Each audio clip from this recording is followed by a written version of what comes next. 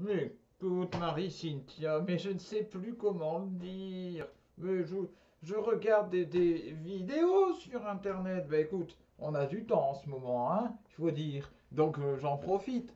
Bon ben, je vois des choses, mais écoute, mais ce n'est pas possible. C'est fou. Écoute, ces chrétiens là, ces gens qui disent que mais écoute, c'est la manif pour tous, mais tu as vu ça? Mais enfin, mais ces gens disent qu'ils ont de l'amour.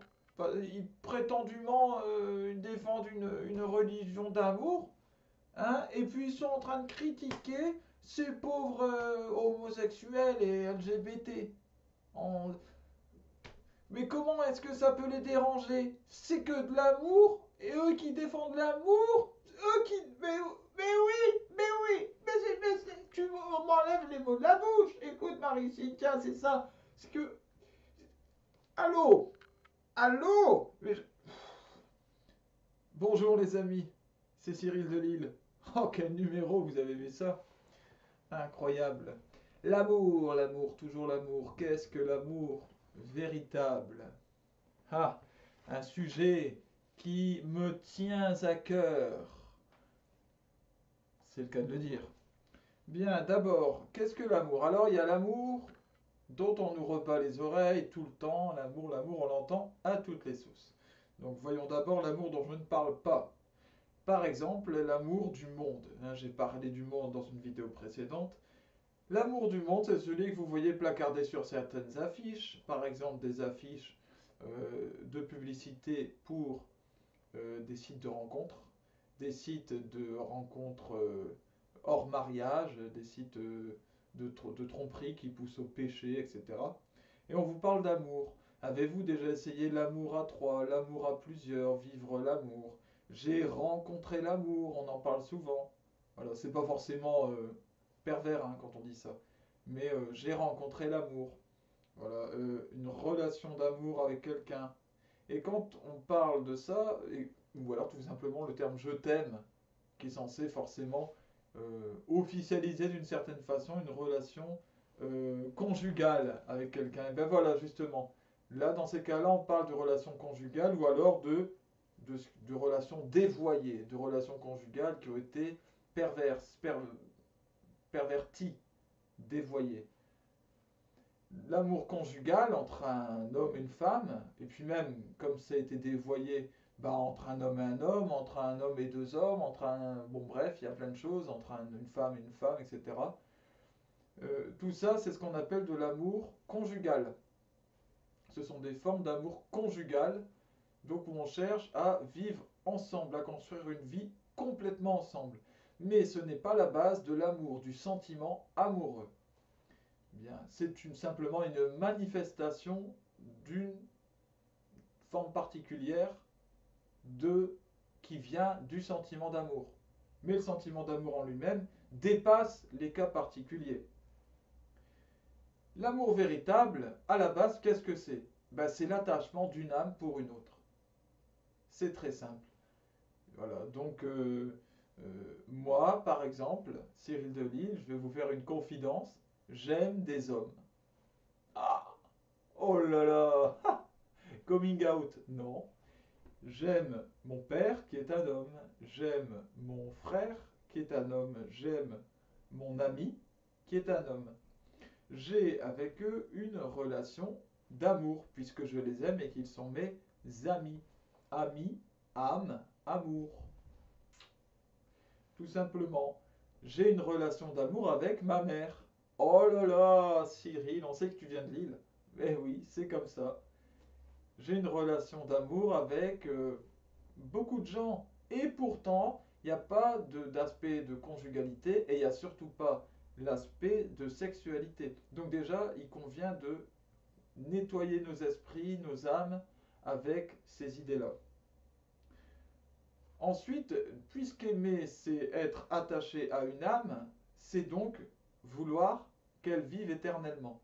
Puisque quand on est attaché à quelque chose, on ne veut pas le voir disparaître. C'est normal. On y est attaché. Et personne, naturellement, ne veut la fin de quelque chose.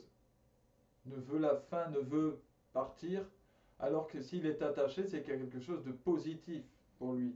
On ne veut pas voir l'autre partir. Quand on est attaché, évidemment, on ne veut pas voir l'autre non plus faire du mal ou se faire du mal. Voilà. Et qu'est-ce que le mal? Ben, c'est très simple en fait. On a l'impression, oui, mais le bien, le mal, c'est relatif à chacun. Mais en fait, on trouve ça même chez les animaux. Il n'est pas rare de voir un chien, par exemple, qui va réagir en voyant quelqu'un se faire du mal. En voyant, par exemple, un couple se disputer. Voilà, s'il y a des coups, des cris qui sont portés, eh bien, il y a un chien qui est sur place qui peut se mettre à aboyer. Voilà, et vraiment de manière intense. Parce qu'il y a quelque chose qui lui déplaît. Parce que l'amour, le chien éprouve de l'amour aussi pour ses maîtres. L'amour nous pousse à prendre donc soin de l'autre. Ne pas vouloir qu'il se fasse du mal et qu'il disparaisse. Bon. Et pour en prendre soin de l'autre, il faut lui parler, il faut le, le conforter, le conformer à la vérité. Puisque c'est la vérité qui nous permet d'être sauvés. Par exemple, celui qui se fait du mal, si vous ne lui dites pas avec vérité, celui qui prend de la drogue par exemple, écoute, je t'aime beaucoup, mais là je dois te le dire, la drogue que tu prends, c'est en train de te détruire. Tu vas détruire tes relations, ta vie sociale, ta vie professionnelle, à tous les niveaux, et tu vas te détruire toi, et tu vas à un moment sûrement mourir de cette drogue. Sache-le. Là, c'est un acte d'amour que de parler à cette personne comme cela, et pourtant on risque de la froisser. On risque de toucher son orgueil. On risque de la diviser, on risque de la voir s'éloigner alors qu'on l'aime. C'est là tout le paradoxe. C'est que comme on ne veut pas la voir disparaître, eh bien on est prêt à prendre le risque de la voir s'éloigner de nous. Mais dans ce cas-là, au moins ce sera la personne qui aura fait son choix en toute vérité. Oser lui dire que ce qu'il fait est mauvais, quitte à le bousculer, à le contredire, c'est agir avec charité. Alors il faut le faire avec charité, c'est-à-dire avec amour. Mais parfois dans les façons de faire, on peut être plus ou moins brutal, ou plus ou moins dur ou fort selon les circonstances. Je prends l'exemple d'un éducateur. Dans le milieu de l'éducation, on peut se retrouver avec des jeunes très difficiles à encadrer, pas que des jeunes d'ailleurs. Et eh bien, parfois, il faut utiliser des méthodes militaires, des méthodes très rudes. D'ailleurs, dans l'armée, on emploie des méthodes très rudes pour remuer, pour recadrer des personnes. Est-ce qu'on manque d'amour pour autant? Non. Ça, c'est chacun porte le jugement qu'il veut sur ces situations. Mais le fait est que remuer quelqu'un n'est pas, n'est pas manquer d'amour. Lorsque cela s'avère nécessaire, c'est une bonne chose et c'est agir pour son bien, pour, euh, pour qu'il vive plus longtemps. Ne pas rechercher le confort d'une bonne ambiance, parce que ça c'est de la lâcheté, et bien c'est ça le véritable amour. Et rechercher le confort d'une bonne ambiance, ça c'est ce qu'on trouve depuis les années 60-70, c'est l'amour sans vérité, mais c'est de la guimauve, ça c'est du rien du tout, c'est du gloubi-boulga, parce qu'on aime tout, on aime le péché et la vertu, on aime tout, on aime le bien et le mal dans toutes les personnes. Dans ce cas-là, il n'y a plus de justice, il n'y a plus de bien et de mal, et cet amour n'a plus aucun sens. L'amour sans vérité n'est rien. Par contre, la vérité sans amour n'est rien non plus. Elle est une pierre, elle est très dure. Là, on l'utilise sans amour, sans faire attention aux personnes et sans que ce soit utilisé à bon escient, évidemment, c'est un problème aussi. Mais l'ami n'est pas celui qui vous félicite et vous brosse dans le sens du poil tout le temps.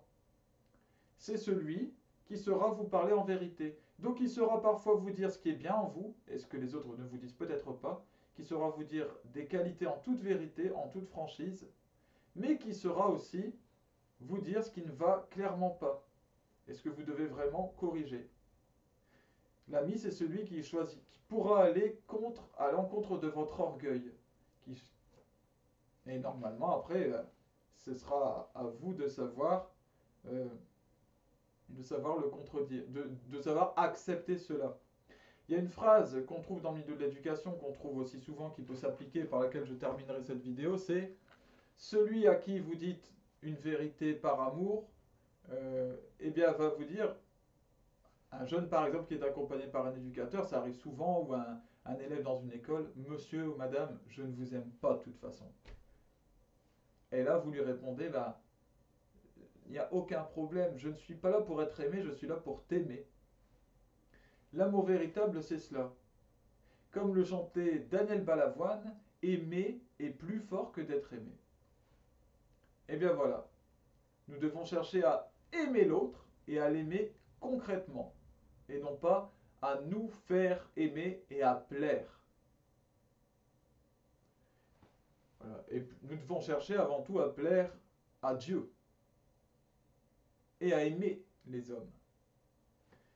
Chers amis, que vous sachiez trouver l'amour véritable, que vous sachiez éviter les pièges du monde, que vous passiez une bonne semaine sainte, puisque la semaine sainte a commencé, et puis que Jésus-Christ, Fils de Dieu, amour incarné et la vérité, vous bénisse et vous protège. À bientôt.